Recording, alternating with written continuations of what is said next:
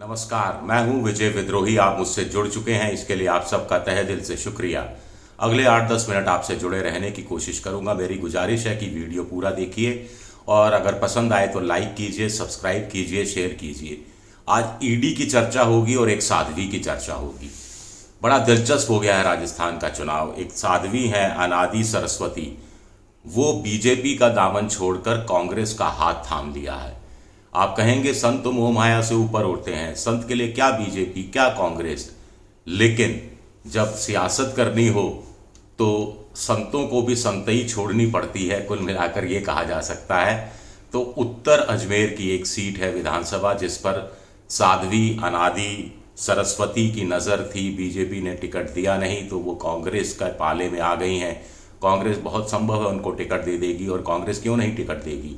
एक तरफ जहां योगी आ रहे हैं, गहलोत पर एंटी हिंदू होने का आरोप लगा रहे हैं, तालिबानी सरकार टाइप की घोषणा कर रहे हैं, तो ऐसे में एक साध्वी, महिला साध्वी, अगर वो आकर कहती है कि गहलोत गो, गंगा, गायत्री, गीता से हिंदू हैं, तो ये तो बहुत बड़ी क्लीन चिट हो गई।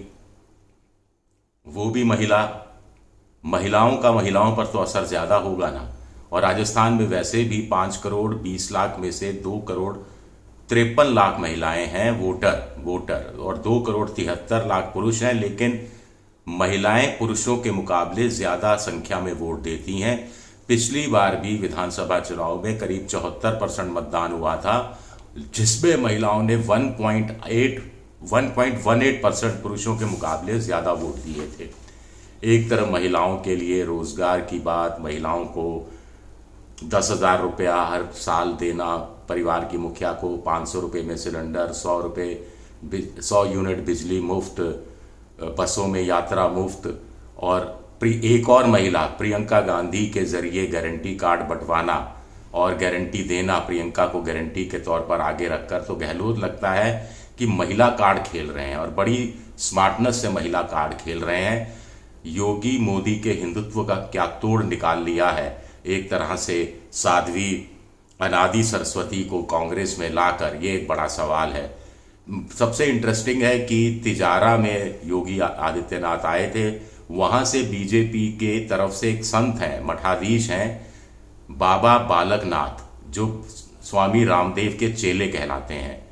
उनके खिलाफ इमरान नाम का एक मुस्लिम उम्मीदवार कांग्रेस ने उतारा है। अब साध्वी प्रचार करने जाएंगी तो वो बाबा बालकनाथ के खिलाफ प्रचार होगा या मुस्लिम उम्मीदवार के पक्ष में प्रचार होगा। और ऐसे में जितने तर्क योगी आदित्यनाथ देकर जाएंगे या दूसरे नेता, वो सब क्या धरे रह जाएंगे, बड़ा सवाल है।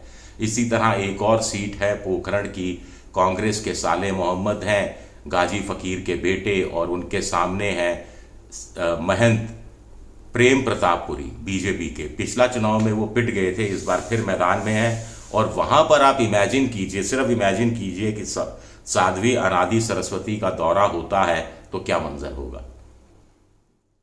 अगर एक महिला साध्वी कहेगी कि कांग्रेस गो हत्या में यकीन नहीं करती, वो अगर आंकड़े गिनाएगी कि लंपी के समय एक गाय की मौत पर 40,000 रुपये दिए गए, वो अगर कहेंगी कि 3,000 करोड़ रुपए की कामधेनु बीमा योजना गहलोत सरकार शुरू करने वाली है, अगर वो ये कहेगी कि गो रक्षा के लिए और गोधन के लिए 500 करोड़ रखे गए हैं, अगर वो कहेगी कि गहलोत सरकार सत्ता में आई दोबारा से तो 2 रुपये किलो के हिसाब से गोबर खरीदेगी, अगर वो ये कहेगी कि पुजारियों का मानदेय गहलोत सरकार ने बढ़ाया है, तो क्या इस पर लोग यकीन नहीं करेंगे।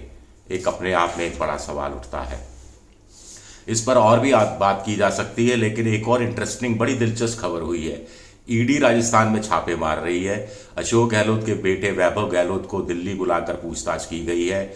गोविंद सिंह डोटासरा जो प्रदेश अध्यक्ष है, उनके बेटों की से भी पूछताछ की बात चल रही है। और बीच बीच में रुक रुक कर इधर उधर छोटे बड़े छापे पड़ रहे हैं। लेकिन अब ईडी पर ही छापा मार दिया, ईडी पर ही छापा पड़ गया। ईडी तो गंगा की तरह पवित्र मानी जाती थी, लेकिन उनके 2 अधिकारियों को राजस्थान सरकार का जो एंटी करप्शन ब्यूरो है, भ्रष्टाचार निरोधक विभाग, उसने पकड़ लिया, रंगे हाथ पकड़ लिया, 15 लाख रुपए की रिश्वत लेते पकड़ लिया। चिट फंड कंपनी के में किसी घोटाले का में गिरफ्तारी नहीं करने की एवज में 17 लाख रुपए मांगे गए थे, तो 15 लाख रुपया एक शख्स लेकर गया, जिसने ट्रैप कर लिया और 2 लोगों को, ईडी के 2 लोगों को गिरफ्तार कर लिया है एसीबी ने। तो सर मुंडाते ही एक ओले पड़ गए। कुल मिलाकर ईडी का अब क्या होगा? लोग वैसे भी कह रहे थे कि ईडी प्रधानमंत्री मोदी के निर्देश पर चलती है, तो अब क्या लोगों का विश्वास ईडी पर से और ज़्यादा उठ नहीं जाएगा? क्या और ज़्यादा संदेह की नज़र से ईडी को नहीं देखने दिया लगेंगे लोग कि साहब ये गिरफ्तार करने की धमकी देते हैं और फर्जी मामले कहीं ना कहीं बनाने की शायद कोशिश करते हैं, और देखिए गिरफ्तार नहीं करने की एवज में 15 लाख 17 लाख की रिश्वत मांग ली। केजरीवाल को ईडी ने बुलाया तो उन्होंने जाने से इनकार कर दिया, कहा कि ये गैर कानूनी है, मैं नहीं जाता, आपको जो करना है कर लो, मैं चुनाव प्रचार में जा रहा हूँ। इससे पहले हेमंत सोरेन को भी बुलाया था तो उन्होंने भी जाने से इनकार कर दिया था। अभिषेक बनर्जी को ज़रूर, जो ममता बनर्जी के भतीजे हैं, उनको 2-3 बार ईडी ने तब बुलाया जब उनका कुछ काम था। एक बार इंडिया की मीटिंग होनी थी, इंडिया पॉलिटिकल फ्रंट की, तब बुला लिया गया। एक बार दिल्ली में मनरेगा और दूसरी जो योजनाएं उसमें सरकार केंद्र का पैसा पूरा हिस्सा नहीं मिलने के विरोध में एक भारी विरोध प्रदर्शन होना था, उससे ठीक पहले बुला लिया गया था ताकि प्रदर्शन को फीका किया जा सके। फिर कुछ लोग कहते हैं कि साहब गुजरात में ईडी क्यों नहीं दिखती? महाराष्ट्र में जब से बीजेपी एनसीपी के एक धड़े और शिवसेना के एक धड़े की सरकार बनी है, तब से ईडी वहां क्यों दिखाई नहीं देती? कर्नाटक में पहले ईडी क्यों दिखाई नहीं देती थी? व्यापम इतना बड़ा घोटाला हुआ शिवराज सिंह की सरकार के समय मध्य प्रदेश में, ईडी क्या दिखी क्या? योगी जी के जो बुलडोजर राज है उसमें बुलडोजर तो चल रहे हैं, लेकिन ईडी कहीं दिखाई दी क्या? या कि फिर बीजेपी के नेता क्यों नहीं फंसते? 121 2014 के बाद से ईडी जांच कर रही है पॉलिटिशियंस के, उसमें से 116 विपक्षी पार्टियों के क्यों हैं? अब तमाम सवाल उठेंगे, क्योंकि बात निकलेगी तो दूर तलक जाएगी।